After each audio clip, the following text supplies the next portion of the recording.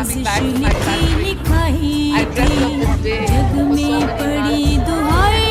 I counted the hours, I counted the minutes and the seconds.